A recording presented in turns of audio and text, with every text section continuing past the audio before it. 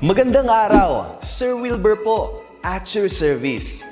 Narito ang ETUlay upang gabayan ka sa inyong pag-aaral upang lubos na maunawaan ang iba't ibang paksa o subject. Ang ETUlay ay isang free online tutorial class na pinangungunahan ng ICT's Educational Technology Unit sa pamumuno ni Undersecretary Elaine Del B. Pascua. Ang programang ito ay hindi lamang para sa mga bata, kundi ito rin ay magsisilbing gabay sa mga magulang at mga guro kung paano nila ituturo o gagabayan sa bawat asignatura ang kanilang mga anak o mga estudyante. Sa kasalukuyan, ang self-learning module mula sa rehiyon ng Calabarzon at kilala sa tawag na pivot ang ginagamit sa ating ETUlay online class. Kaya ano pang hinihintay ninyo? Ihanda na ang inyong mga ballpen o lapis, papel o kwaderno at samahan kaming itulay ang pagkatuto para sa bawat batang Pilipino. Sama-sama tayong magtutulungan para malampasan ang mga hamon sa panahong ito. Halina't matuto kasama ang inyong online tutor sa oras na ito.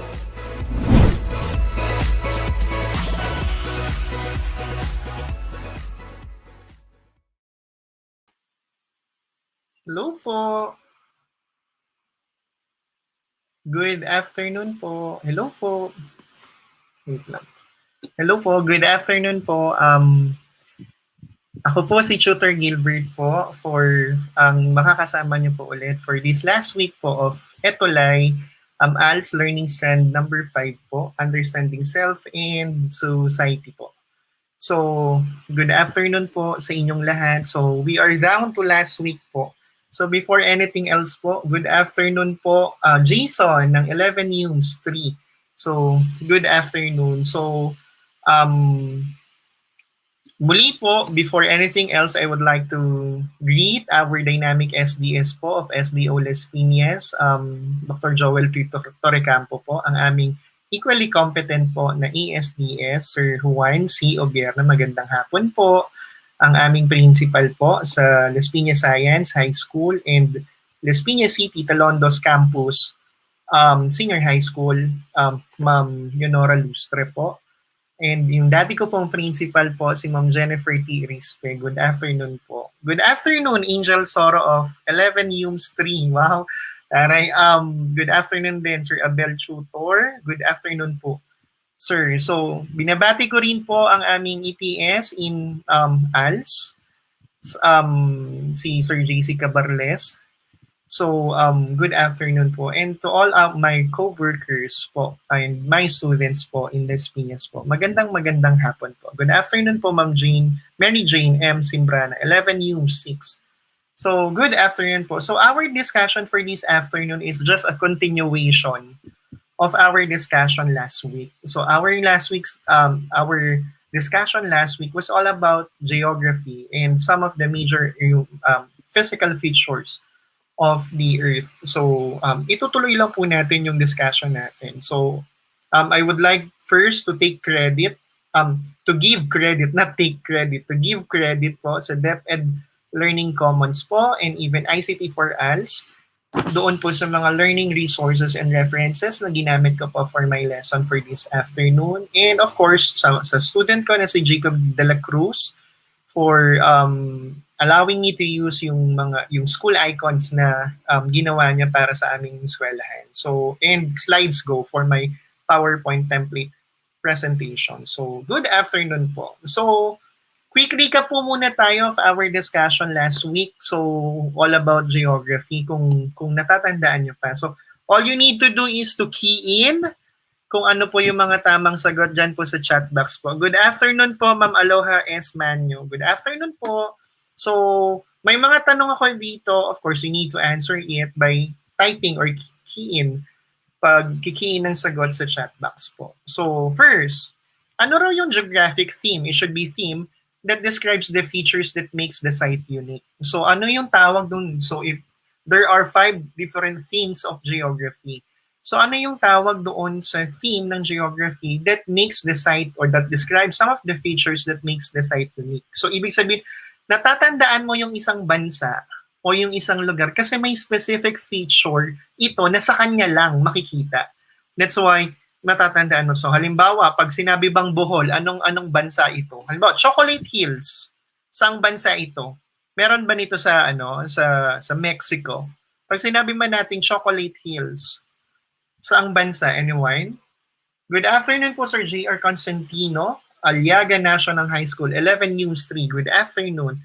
Ayan, so very good. Sa Philippines, di ba? Specifically, Bohol. And so, isa sa mga theme ng geography, binibigyan kanya ng mga site or ng iba't ibang mga features that makes the site unique. At ang tawag dito ay, yan, very good, it's place. And so, when we do speak of place as different to location, as themes of geography, pag sinabi nating place, it's a geographic theme that describes the features that makes the site unique. So yun nga, may mga bagay ka na nire-relate doon sa sa isang particular na bansa. So this one. Next, it's a graphical and flat representation of the Earth. So when we study geography, we use two different models. Yung isa flat, yung isa pabilog. So ano yung tawag doon sa flat representation of the Earth? Na kapag nag-aaral tayo ng geography, ito yung kadalasang ginagamit ng mga student. So ano kaya ito? Yung isa pabilog, anong tawag doon sa pabilog? Pero dito, ang tanong is ano yung tawag doon sa flat na representation or graphical representation of the Earth? Ayan, so when we do speak of the flat representation of the Earth, ang tawag po dito ay map. So very good. So mapa. When we do speak of geographic flat representation of the Earth.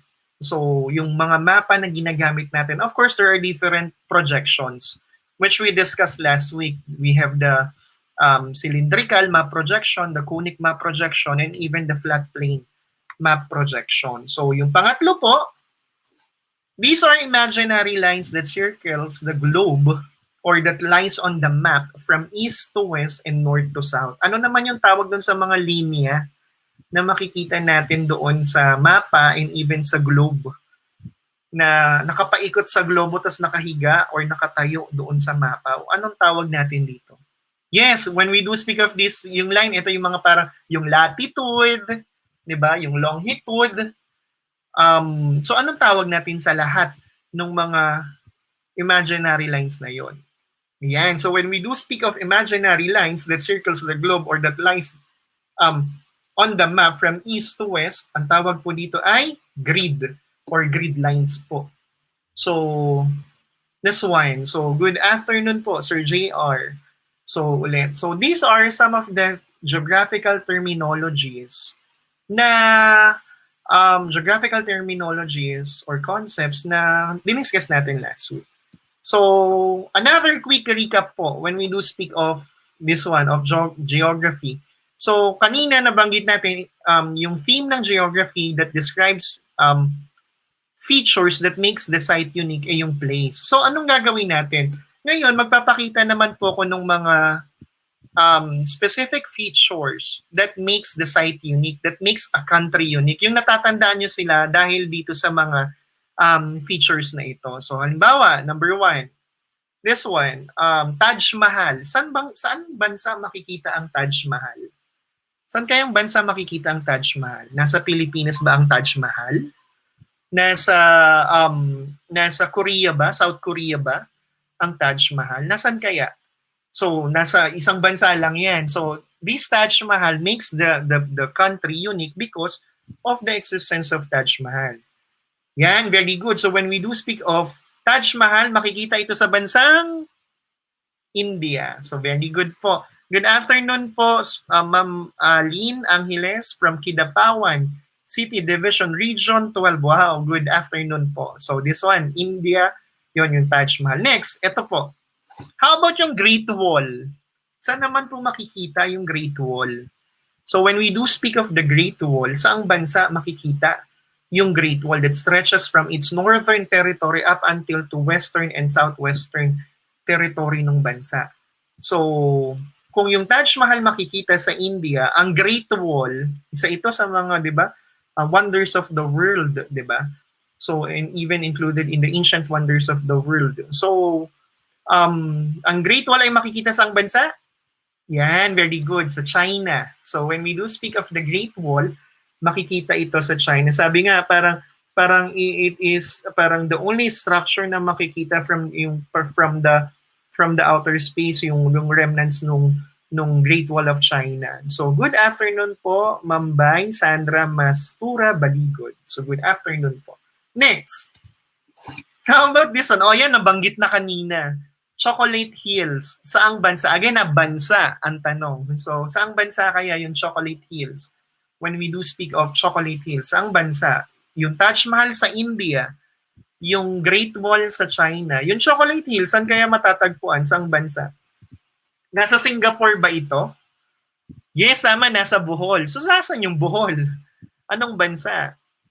Ayan, very good. So, when we do speak of Chocolate Hills, ito ay matatagpuan sa Philippines, sa Pilipinas po. So, very good po. Next, may tatlo pa po tayo. This one, Eiffel Tower, or known to be as yung Eiffel Tower, which makes its city known to be as the City of Lights. So, saan kayang bansa matatagpuan yung Eiffel Tower? When we do speak of Eiffel Tower. Yes, sa Paris. So, saan yung Paris? Anong bansa? Yan, very good. So when we do speak of this one, ito ay matatagpuan sa France. So, yung Eiffel Tower. So, very good. So, good afternoon po, Ma'am Nelia San Agustin Villanueva. Wow, watching from Kuwait. So, good afternoon po. So, this one. Next. How about this one? Pyramid. Yung Pyramid of Giza. Saan naman ito matatagpuan? So, yung Taj Mahal sa India, yung Great Wall sa China, yung Chocolate Hills sa Philippines, yung Eiffel Tower sa France. How about yung Pyramid of Giza? Saang bansa matatagpuan? Saan kaya ito matatagpuan?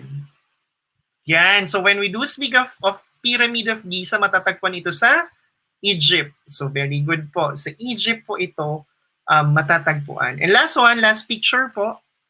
This one. So yung Christ the Redeemer. So, 'di ba nung last time nung Olympics, parang pinakita ito.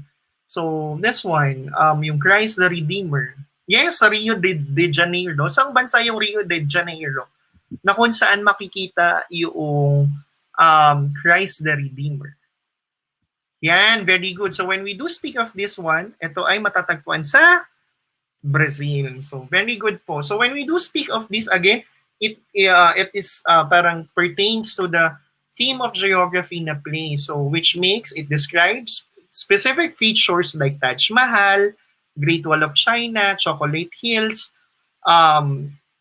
Eiffel Tower, Pyramid of Giza, and even Rio de Janeiro that makes the site or the country unique. Kasi hindi mo matatagpuan yan sa ibang bansa. Wala nang ibang Great Wall. So may ibang wall. Yung halimbawa, Berlin Wall. So sa Germany yun nakikita. So, wala na rin ibang Taj Mahal. So, it really makes the site unique. So, this is pertaining to the geographic theme known to be as place. Okay, so for this afternoon, itutuloy lang po natin yung discussion natin last week. So, about geography. So, our discussion for this afternoon will be known to be as Earth's main geographic features. Of course, with Tutor Gilbert. So, alternative learning system, learning strand number 5, understanding self and society po. So, when we do speak of our lesson. So, ano yung mga expected na matutunan natin for this afternoon? Ano ba yung mga inaasahan nating matututunan for this afternoon? One, of course, this will be our lesson objectives when we do speak of inaasahan nating matututunan for this afternoon. One, of course, to identify the physical geographical features of the Earth. Specifically, yung landforms and waterforms. Siyempre, hindi mawawala yan. Kung pinag-uusapan natin yung mga bansa, yung mga lugar, siyempre pag-uusapan din natin yung mga landforms and even waterforms. So, it's part of studying geography. So, second, it is to analyze prominent characteristics of the flags. So, of different countries. Good afternoon po, Ma'am Heavenly Heart Tanghian. So, good afternoon po. So, this will be our second objective, analyze the prominent characteristics of the flags of different countries. And last one, unlock and evaluate countries' fondly names. So, ano yung mga ibang tawag sa mga sa mga bansa sa Pilipinas. Yes, even our country, yung bansa natin may iba't iba rin siyang tawag. So halimbawa, ang perlas ng silanganan, 'di ba? The Pearl of the Orient Seas. So, ang Pilipinas may family names din. Actually, tatlo yung family names. And what is the reason behind that family name yung naging tawag sa kanila? So first, our first topic will be the major physical features of the Earth. So, pag tumitingin kayo ng globo or ng map when you observe or notice a globe or even a map, kadalasan nakakita kayo ng dalawang kulay. Kagaya dito sa picture na ito. Dalawang kulay blue tapos kulay green, di ba? So ano kaya yung representation when we do speak of color blue na makikita nyo madalas sa map? Pag color blue, it gives you the signal or idea na ito ay patungkol saan. Pag sinabi natin color blue, yan. So when we do speak of color blue, ito ay tumutugon sa mga water forms or even anyong tubig, di ba po? Yung mga anyong tubig. Kasi yung green, landforms, yung mga anyong lupa. So for this afternoon, ang unahin natin i-discuss ay yung mga landforms and even mga water forms of the Earth. So this one. Good afternoon po, Ma'am Heavenly Heart Tanghian from San Roque Central Elementary School, Davao City. Wow. So good afternoon po. So this one. So ano-ano yung mga landforms, ano-ano rin yung mga water forms. So let's proceed. So pag sinabi nating landforms or mga anyong lupa, ano bang ibig sabihin nito? So when we do speak of landforms or mga anyong lupa, so landforms are defined as the natural physical features of the world found on the surface of the Earth. So ibig sabihin na sa surface of the Earth, wala sa ilalim, no? So of the Earth created as a result of various forces of nature such as wind, water, ice, and movement of tectonic plates. So this is how we define landform. So ito yung mga land masses, yung mga anyong lupa na makikita natin when we study geography. So ano yung mga halimbawa ng mga landforms? Can you give one? Ano kaya yung mga halimbawa ng landforms? So, di ba? Ano kaya yung halimbawa nung landforms? Ayan. So, when we do speak of examples of landforms or types of landforms, we can identify na anong meron. We have mountains, yung mga bundok, di ba po? So, or mountain ranges, kabundukan. So, there is a big difference between mountain and mountain range and volcano, di ba? Parang magkakahawig lang sila tapos magkakatunog. So, hills, di ba? Even hills, di ba? So, yung mga burol, valleys, di ba? Yung mga lambak ilog, di ba? So, desert, disyerto, plains, kapatagan, di ba? Plateaus, yung mga talampas. So, these are marami pa actually mga iba pang mga types of landforms. But these are some of the examples when we do speak of landforms. Yan, tama po. Sabi ni Ma'am Heavenly Heart Tanghian, yung mga canyons. Really good po. Specifically located at North America. So, when we do speak of canyons. So, when we do speak of landforms, again po, these are defined as natural physical features found on the surface of the Earth created as a result of the various forces of nature, so such as wind, water, ice, movement, and tectonic plates, based on the theory of Alfred Wegener na plate tectonics theory po. So, this one. So, meron nga rin tayong tinatawag, hindi ba po na isthmus. So, as a type of landform, yung a narrow body of land that connects two large bodies of water. So, when we do speak of this one.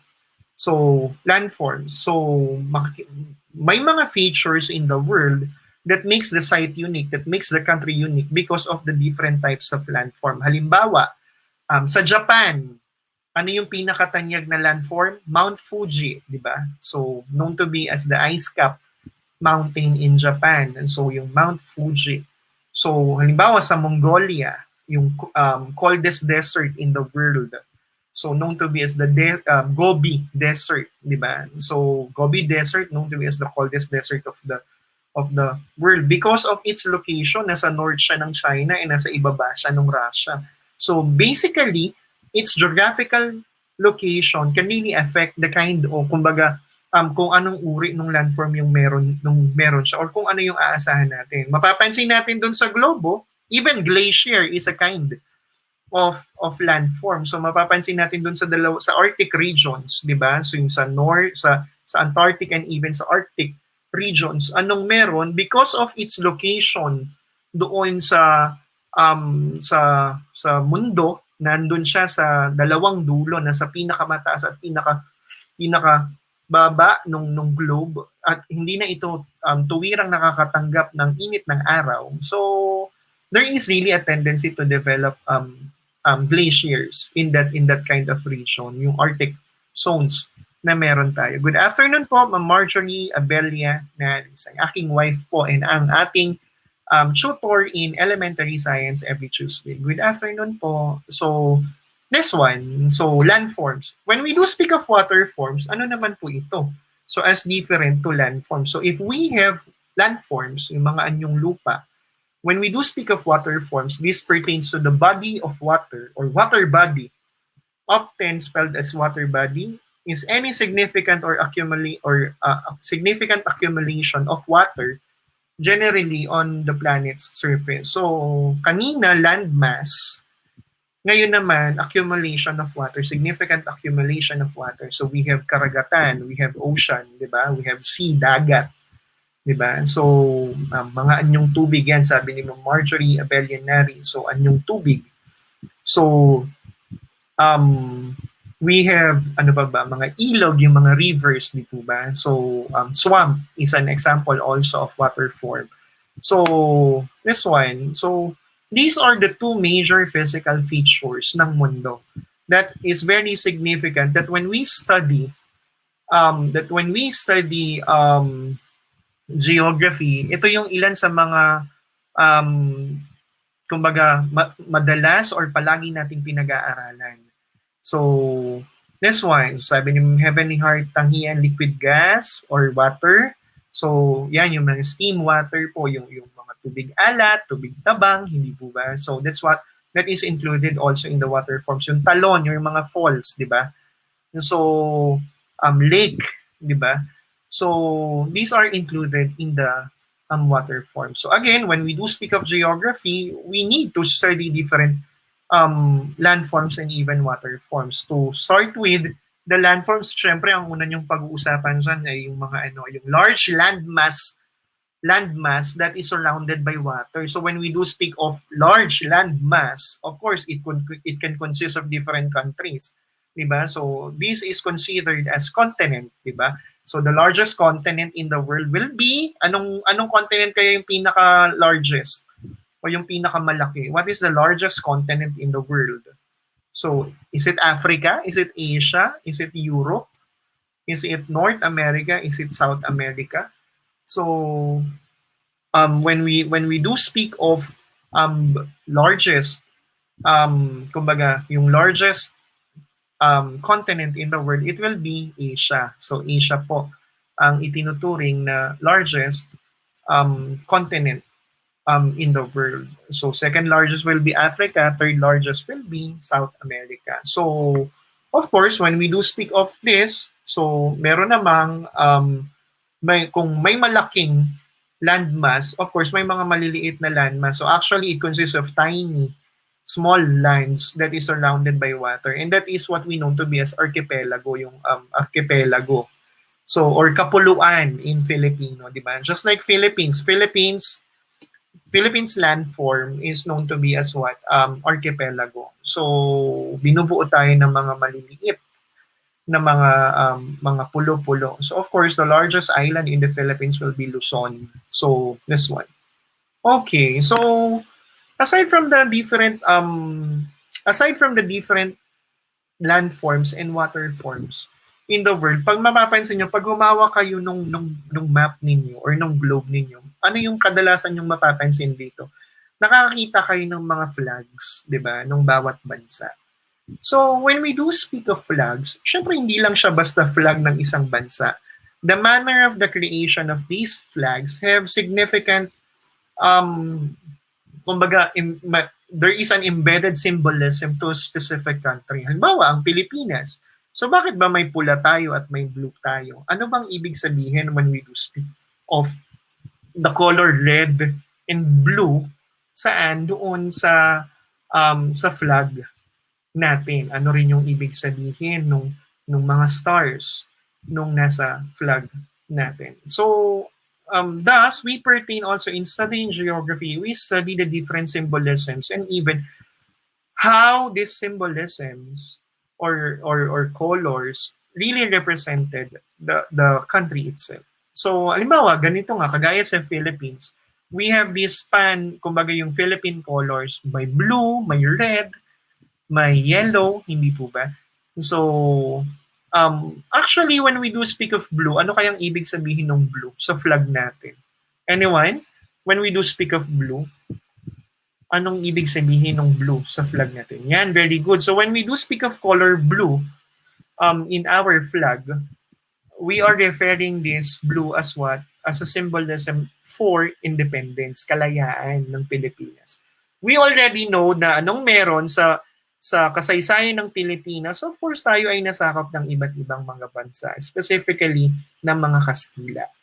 So, blue is the representation for independence of the Filipinos. How about red? Kaya nga, di ba, minsan, parang pag naging baliktad na nasa taas na yung red, iba na yung ibig sabihin. So, that's why we need to be very delicate kapag minamagayway din natin yung flag natin. So, how about yung color red? Ano naman po ang symbolism niya? Yan, very good. So, when we do speak of red, ano yung symbolism nitong red na ito? It symbolizes what? Yung revolution na nangyari sa kasaysayan ng Pilipinas. Diba? So yung 1898 revolution. So blue stands for peace, tama po, and even for independence. So for red, it represents yun nga yung revolution, yung struggle for independence na meron tayo, yung revolution na pinagdaanan ng mga Pilipino o ng ating bansa para makamit natin yung kalayaan. So of course, yung white signified for purity. Of course, in some Asian countries like Korea, like Japan, white symbolizes the white in their flag. Yung white color in their flag symbolizes purity. So how about yung 3 stars po? Yung 3 stars, yan, sabi ni Ma'am Heavenly, red for bravery, somewhat po. So, but it is associated po for courage and even revolution. So, this one, how about yung mga stars po? Yan, so when we do speak of stars, ito naman ay representation nung ano po? It could be, sinasabi, there are debates na pag sinasabi natin na 3 major islands in the Philippines, that could be Luzon, Mindanao, and even Panay Island as claimed by NHCP or National Historical Commission of the Philippines. Others are claiming that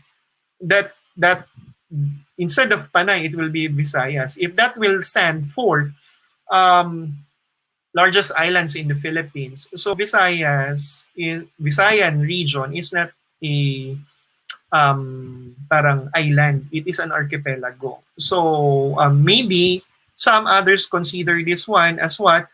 Geographical divisions, di ba? So Luzon, Visayas, Mindanao are geographical divisions. Tama naman na geographical divisions. So but however, the National Historical Commission of the Philippines, largest islands in the Philippines, and of course that has something to do with, of course, yung mga lumaban sa mga Kastila during the Spanish period in the Philippines, that will be Luzon, Mindanao, and even Panay. Even the rays of the sun or kumbaga provinces in Luzon na unang nagkaroon ng pakikipaglaban sa mga Kastila. So again, this flag was not created, yung mga flags ng mga bansa ay hindi nabuo just out of nothing. It symbolizes something specifically embedded in their history. That is why in studying geography, we even studied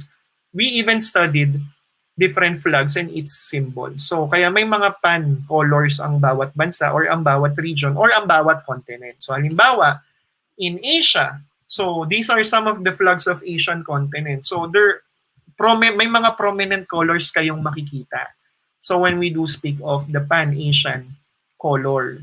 So this one, the Pan-Asian color. Ano-ano po yung mga Pan-Asian color na mapapansin madalas?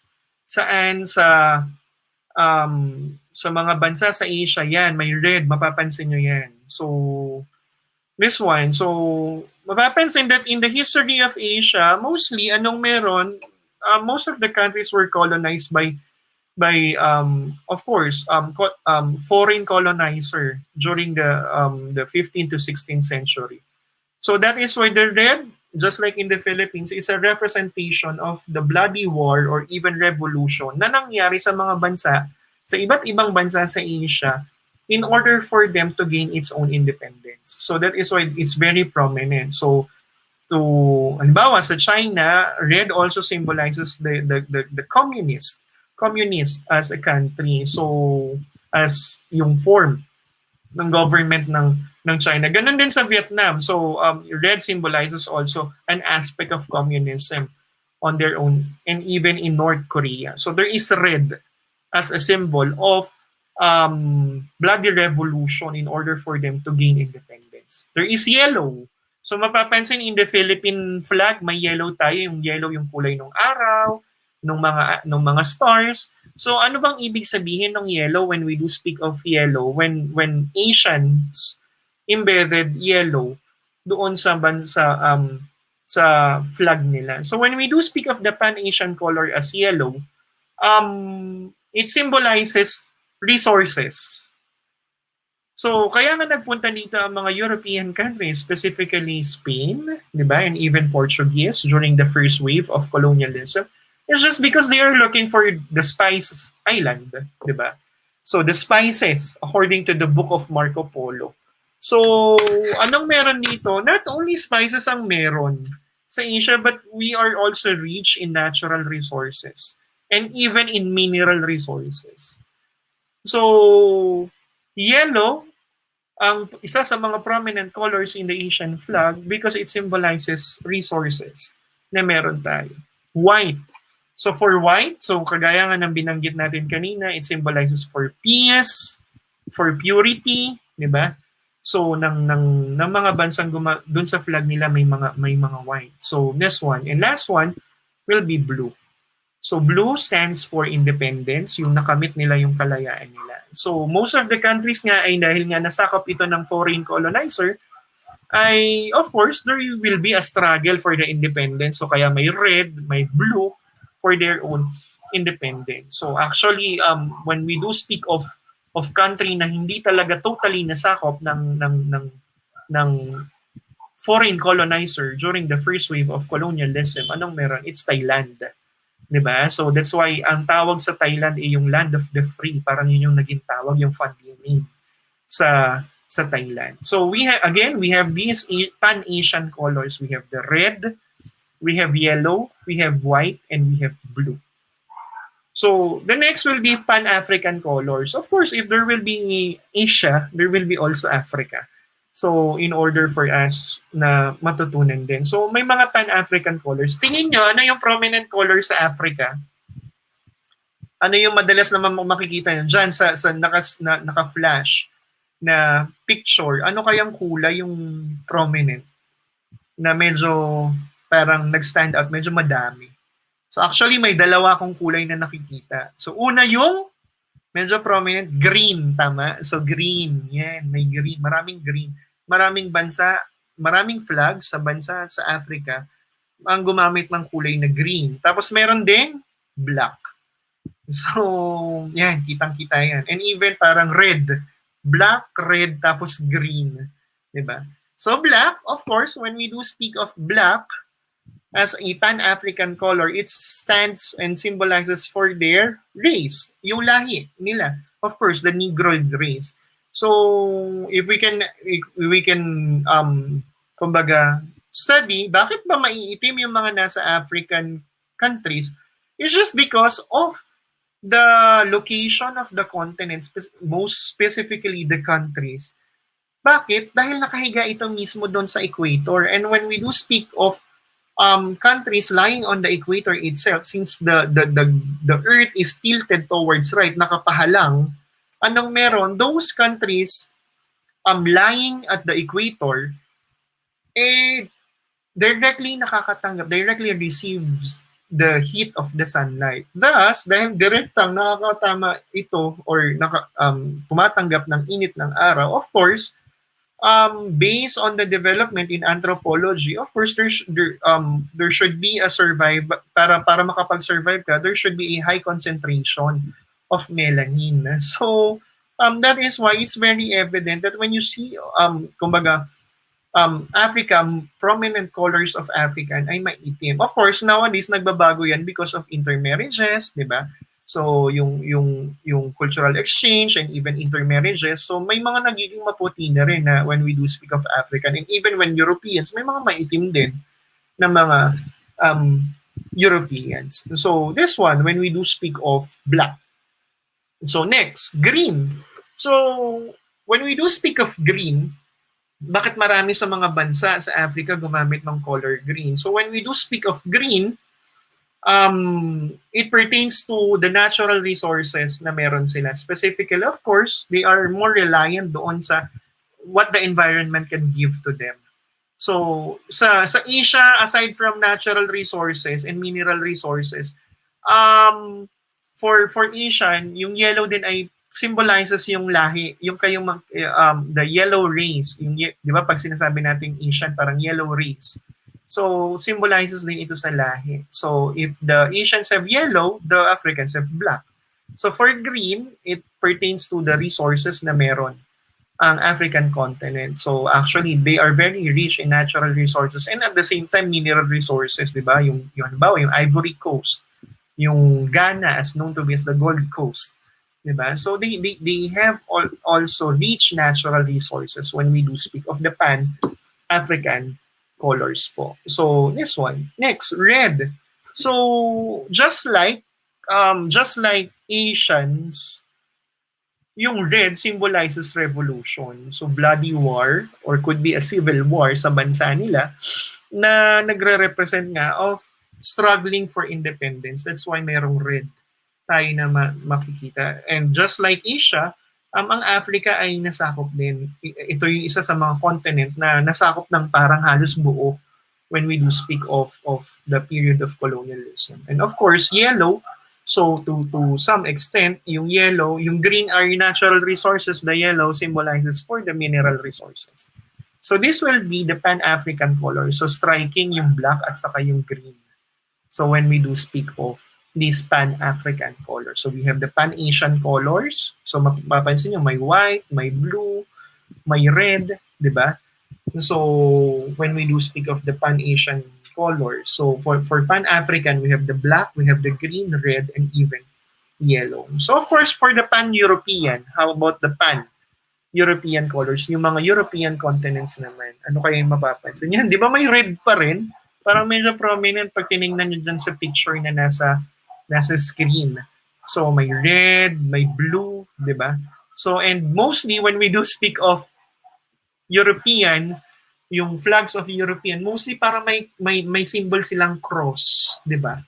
So of course that goes with their history na of course majority of them are Christians and at the same time parang in the history So during the kumbaga the ancient period and even medieval up until to the Renaissance, of course, yung Catholicism and yung Christianity nagpropagate at naging malakas umpisa when we studied our history class sa Europa.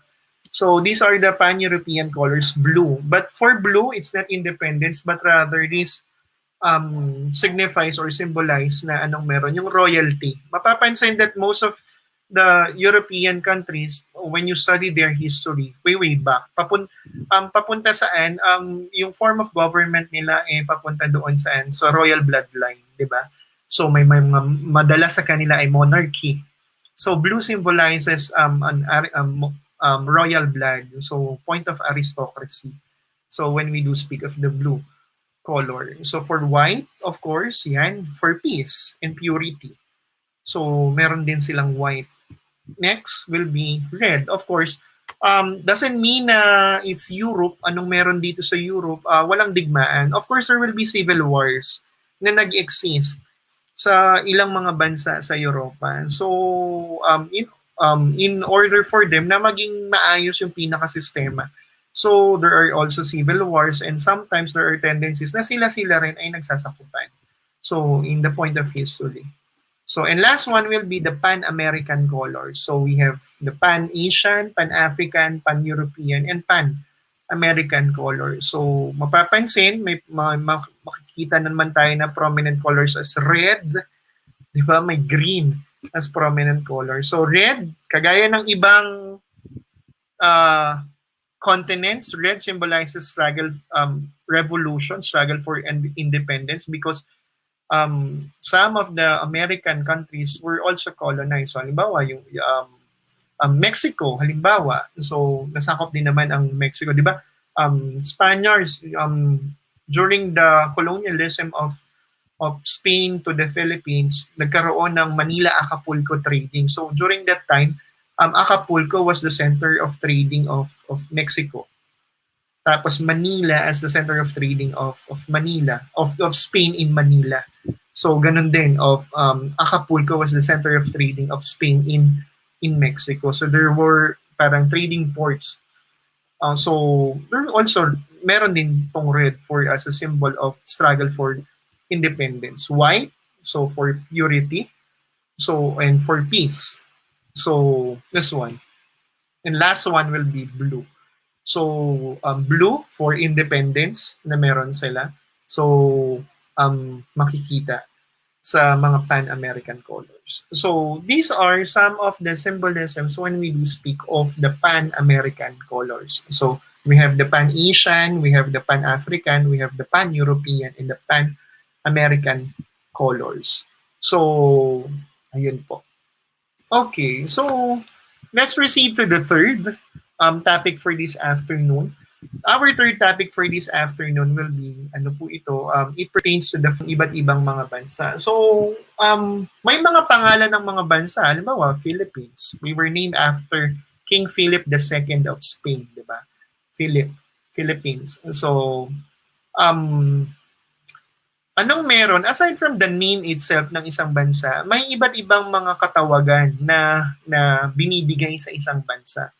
Depende or nang naaayon sa kasaysayan nito or could be on its geographical features. So, mababanag ito, makikita natin yung dahilan. Bakit ba ipinangalan sa bansang ito yung ganito? Or bakit ba tinatawag ang bansang ito ng ganito? It's just because may kaugnayan ito sa kasaysayan nito or sa geographical na katangian ng isang bansa. So, when we do speak of the family name. So, maraming bansa, if not all, maraming bansa ay may kanya-kanyang mga family names o may mga katawagan sa mga bansang ito. So, start with sa Philippines. So, halimbawa sa Philippines, so aside from we were named after King Philip II of Spain, so yung Pilipinas, may iba't iba pa itong naging katawagan. So, halimbawa, ano yung mga naging katawagan sa Pilipinas? Yan, Pearl of the Orient Seas, di ba? So, or perlas ng silanganan. So, bakit ba Pearl of the Orient Seas? Bakit ganun yung naging tawag sa Pilipinas? Bakit nakilala rin tayo as Pearl of the Orient Seas? Well, when we do speak of Pearl, anong ibig sabihin nito? Pearl pertains na anong meron? Of course, as a kind of resource na makikita sa Pilipinas yung perlas, hindi ba? So, and at the same time, it is also a representation ng rich natural resources ng Pilipinas. So, that is why our country is treated also as a pearl. And why Orient Seas? Ito yung Orient Seas, yung Pacific Ocean. So, it pertains na ang Pilipinas kasi ay nakahiga doon sa dagat sa oriental. So when we do speak of Orient, it also means east, di ba? Eastern Seas, which is the Pacific Ocean. So makikita na the Pearl of the Orient Seas as a family name in the Philippines has in accordance with the geographical characteristics of the Philippines, kung saan ito nakahiga, kung saan ito located, and at the same time, yung natural resources na taglay-taglay ng ating bansa. So that is why it was known to be as the Pearl of the Orient Seas. Okay po. Next, ano pa yung naging tawag sa Philippines? A piece of Latin America. So, it is also parang a fondly name doon sa ating bansa. We were known to be as, our country is known to be a piece of Latin America. So ibig sabihin, when we do speak of the Latin America, from Mexico to halimbawa LATAM, up until to some countries in South America, so parang kabahagi daw tayo nila. Why? Because most of the culture, if we will trace our culture, somewhat related yung culture natin ng doon sa mga Mexicans, di ba? For one reason, because we were colonized by the same country. At anong bansa ito? Espanya. So we were colonized by Spaniards. So during the 15th century to 16th, 'di ba? Century. So traditionally, anong meron? Bakit hindi yung Indonesia? Bakit hindi yung... Yes, we have also similarities with Southeast Asian countries. Kaya nga kabilang tayo doon. So when we do speak of regions in Asia. So but when we do speak of a piece of Latin America, because we were the only country colonized by Spain in Asia, may iba pa bang nasakop na bansa ang Kastila or ang bansang Espanya sa Asia bukod sa Pilipinas? So when we do speak of this one, wala po. Why? Because during that time when Miguel Lopez de Legazpi actually reached the Philippines, they thought that, no, not Miguel Lopez de Legazpi, Ferdinand Magellan, di ba? Yung expedition ni Ferdinand Magellan. He was a Portuguese at that time, but he sailed under the flagship of Spain. Why? Because there is one thing in mind ni Ferdinand Magellan. He wanted that when he sailed, kapag nagsimula siyang maglalayag lang siya sa isang direction at makakabalik siya kung saan siya nagsimula. So he wanted to prove at that time that the world was round. So many thought that the world was flat. So that is why under the first treaty between Spain and Portugal, they divided the world into two. Those lying at the east and those lying at the west. So lahat ng nasa east, mapupunta sa Portugal. Lahat ng nasa west, mapupunta sa Spain. So ano yung nasakop ng Espanya? Yun, yung mga nandun sa Latin American region, yung from Mexico papunta sa South America, lahat yung nasakop ng Spain. However, dun sa expedition ni Ferdinand Magellan, sinunod niya lang naman. He traveled westward. So until he reached Philippines. So pansinin niyo yung mapa, if it's not flat, ibilog niyo yan. So makakarating talaga si Ferdinand Magellan. And his expedition proved yung first circumnavigation of the world, his expedition proved that the world was round. That is why the Treaty of Tordesillas, which divides the world into two, east and west, napalitan nung pangalawang treaty. So under the second treaty, what has been the agreement, it is only the Philippines na bansa ang tanging sasakupin ng Castilla sa east. Aside from that, balik na doon sa dating hatian. So they decided to set another treaty, and that's Treaty of Saragossa. So that has been the history of Philippines known to be as a piece of Latin America. So this one, when we do speak of Philippines as a piece of Latin America. So first Malayan Republic, ayan, yung 1898, di ba? So, we were the first Malayan race in Southeast Asia, di ba, na nakapag-seek ng independence. So, it was followed by different countries, di ba? So, but we were the first Malayan race na nakalaya sa colonizer natin. So, that is why Philippines also known to be as the first Malayan republic because of the efforts of those who fought doon sa kalayaan ng ating bansa. So I hope we value that, na yung mga efforts ng ating mga ancestors wag nating ibigay basta ang ating bansa sa kahit sino mang dayuhang mananakop. Okay, so this one. So when we do speak of this country, it's Thailand. So when we do speak of Thailand, ano naman po yung fondly name ni Thailand, Land of the Free. So as what mentioned a while ago, Thailand was the only Asian country that was never, or yes, or in Southeast Asian country that was never colonized by any foreign power at that time. Actually, in essence, technically, Thailand, based on its history, gave its territory, its northern and some parts of the southern territory, but not colonizing the mainland, Thailand. So eventually, Thailand acquired its fondly name known to be as the Land of the Free, or Muay Thai, or Muang Thai. So, known to be as the Land of the Free. So, other references ay tinatawag din ang Thailand na Land of the Smiles. So, because while Asia was suffering at that time during the period of colonialism, Thailand was never colonized. So, this one, as Thailand, as another funding name po ng isang bansa. So, we have Philippines, we have Thailand. So, next, Japan. Sa tingin nyo, parang lagi itong ginagamit yung funding name na ito, di ba? So, pag sinabi nating Japan, yan. So, when we do speak of Japan, ang funding name nito ay yung Land of the Rising Sun. Diba? So, actually, sa flag pa lang nila, makikita nyo, isang puti, tapos may bilog na pula. Diba? The red represents not revolution, but rather the sun. White for its purity.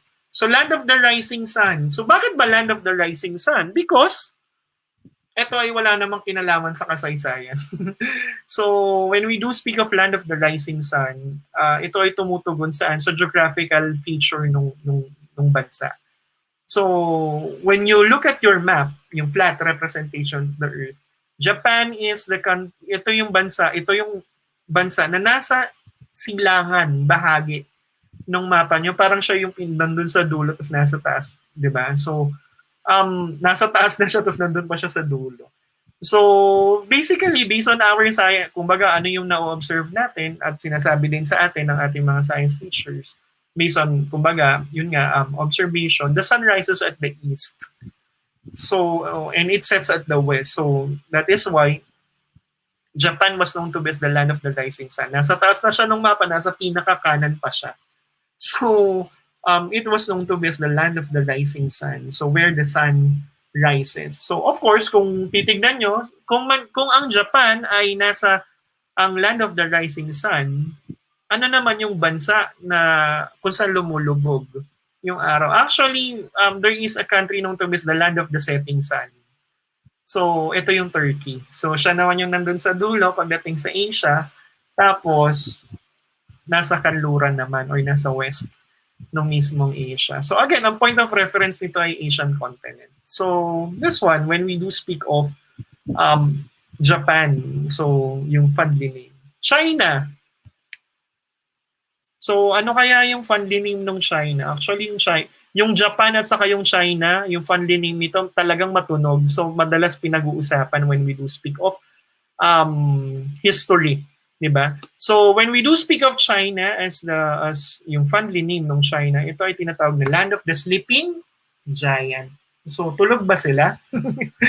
So could be possible yung iba when I ask my students about this, bakit ba sila sleeping giant? So una, giant because of its population, 'di ba? Makikita naman based on world population, China has the highest number of people all over the world. So, kaya tinawag tong giant. So, why sleeping? Sabi mo estudyante ko, singkit daw kasi. So, actually sleeping, we can associate it doon sa onset ng economy nila based on history. So, dati, we are not pertaining yung sleeping ngayon. Kaya nga nagbago yan when we do speak of the fondly name. So, dati kasi, China cannot able to maximize its fullest potential pagdating sa labor force because dun sa population nila. But eventually, siguro, hindi pa lang talaga sila gising at that time. So, ngayon that China is could consider to be as number one in economy and a world power now in terms of economy because of its different networks and tie-ups with other countries.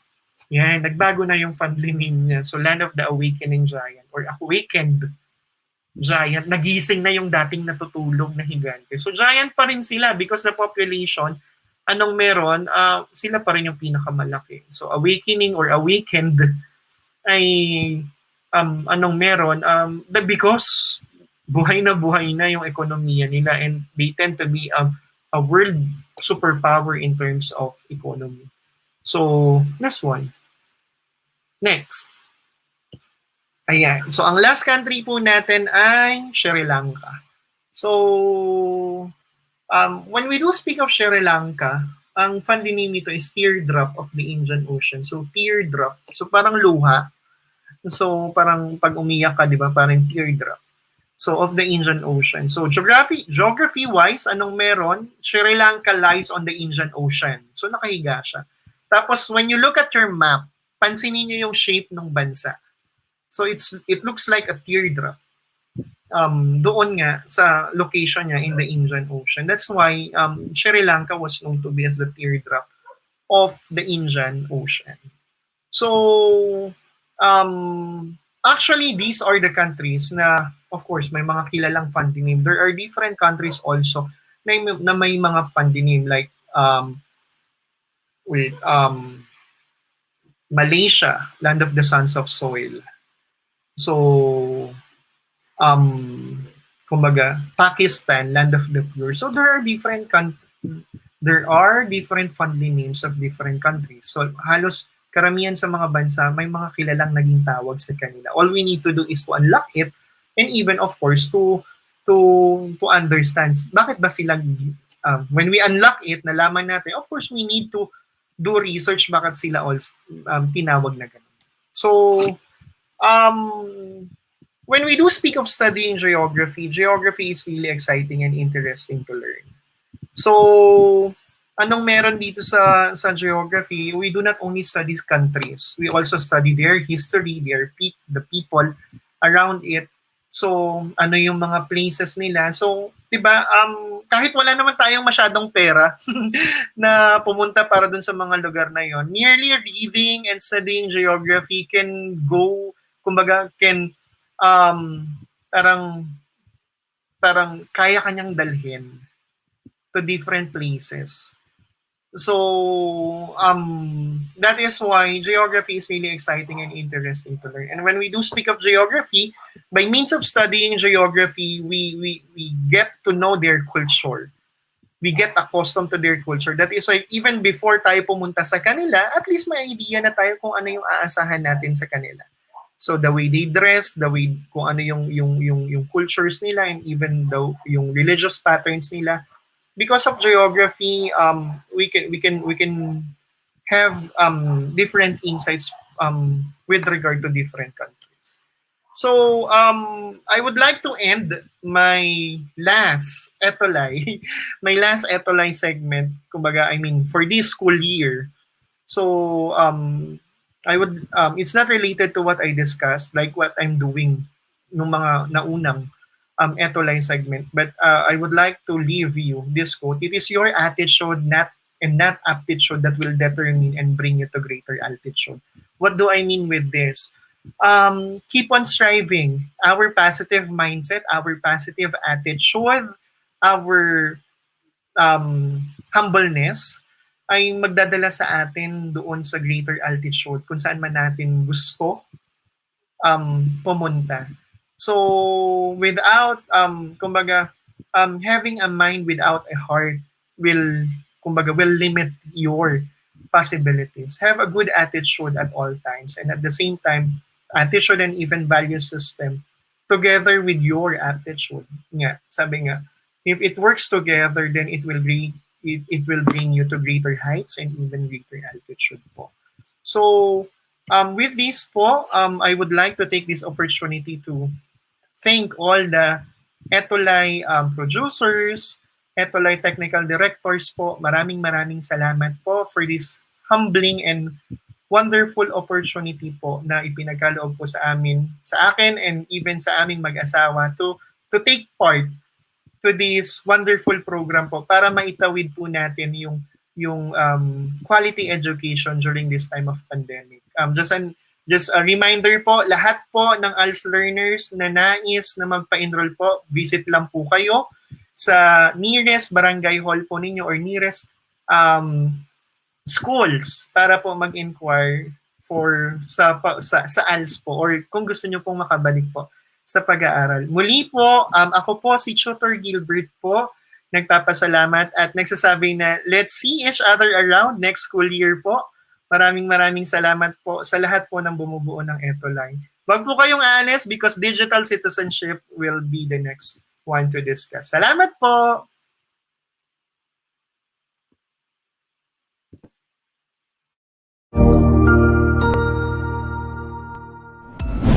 Sigurado ako na marami ka na namang natutuhan sa ating ETUlay tutorial session ngayong araw. Tandaan, ito ay hindi lamang para sa ating mga mag-aaral, kundi pati rin sa ating mga minamahal na guro at mga magulang na kaagapay natin para maituloy ang pagkatuto sa kabila ng nararanasang pandemya.